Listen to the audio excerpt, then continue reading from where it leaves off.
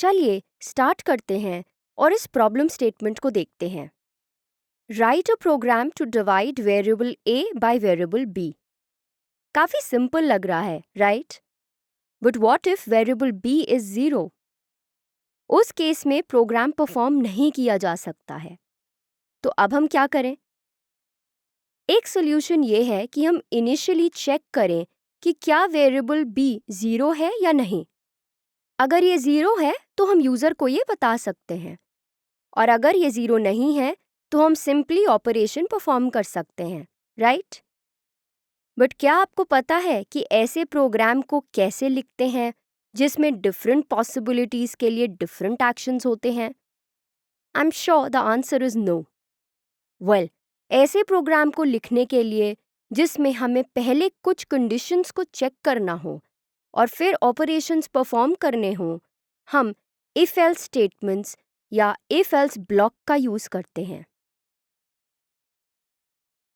ये syntax if else block को लिखने के लिए यूज होता है। जैसा कि आप यहाँ देख सकते हैं, the program is just like the flow chart we had planned out earlier.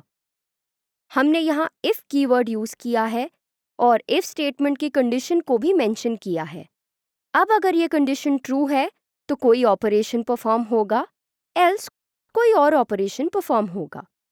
IDE को ओपन करते हैं और इस सिंटैक्स को यूज करके प्रोग्राम लिखते हैं।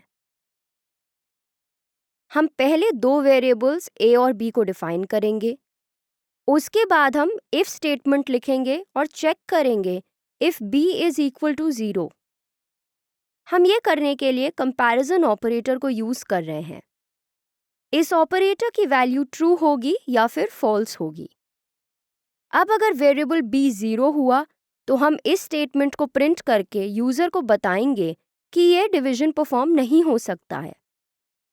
फिर हम प्रोग्राम के इफ पार्ट को क्लोज करके एल्स कीवर्ड को लिख देंगे। If b is not equal to 0 तो हम डिवीजन परफॉर्म करेंगे और डिवीजन के स्टेप्स को इस तरह एल्स ब्लॉक में मेंशन कर देंगे। We have used the print function here to print this output. चलिए अब इस प्रोग्राम को रन करके आउटपुट को देखते हैं। Yes, we got it. क्योंकि हमने b की वैल्यू 0 दी थी तो प्रोग्राम का if पार्ट एग्जीक्यूट हो गया है। चलिए अब b की वैल्यू को एक नॉन जीरो वैल्यू में चेंज करते हैं और फिर आउटपुट देखते हैं। Yes, we get the expected result.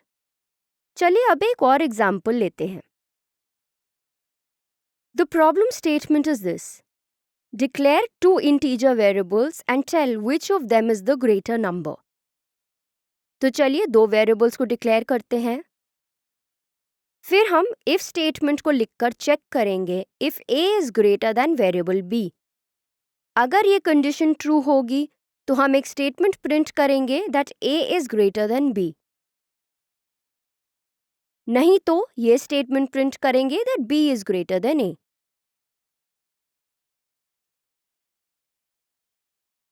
चलिए अब इसकी आउटपुट को चेक करते हैं। Yes, we got the expected results.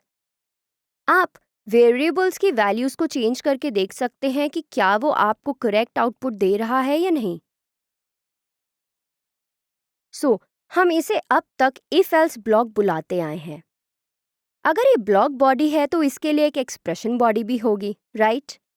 Let's see how we can write that. तो चलिए एक और प्रॉब्लम स्टेटमेंट को डिफाइन करते हैं।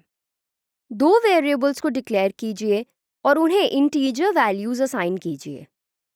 उसके बाद चेक कीजिए कि दोनों वेरिएबल्स में से कौन सा ग्रेटर है और फिर उस वेरिएबल की वैल्यू को एक दूसरे वेरिएबल को असाइन कर दीजिए जिसका नाम है मैक्स वैल्यू।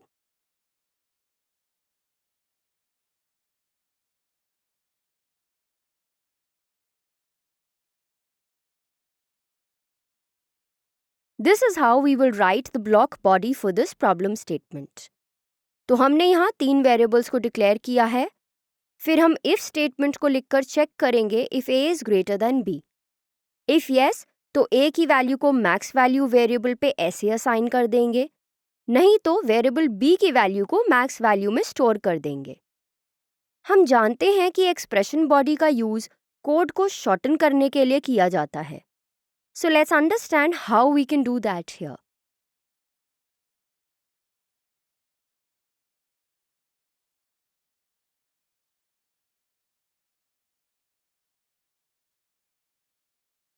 हम इस मैक्स वैल्यू वेरिएबल को इन ब्लॉक बॉडीज से निकाल सकते हैं क्योंकि ये दोनों में कॉमन है, और हम इस कोड को इस तरह मॉडिफाई कर सकते हैं to make it an expression body.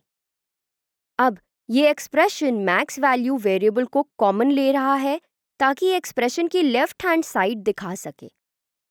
Equal to sign के राइट हैंड साइड पर हमारे पास कंडीशन है if a is greater than b। अब अगर आप देखें तो हमने सिर्फ वेरिएबल a और b को इन कर्ली ब्रेसेस के अंदर लिखा है। That's to shorten the code.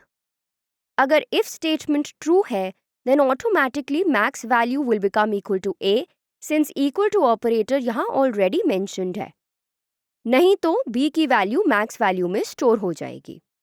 अब इसका ये मतलब है कि हम स्टेटमेंट्स प्रिंट करने के लिए एक्सप्रेशन बॉडी का यूज नहीं कर सकते हैं, बट सिर्फ वैल्यूज असाइन करने के लिए कर सकते हैं।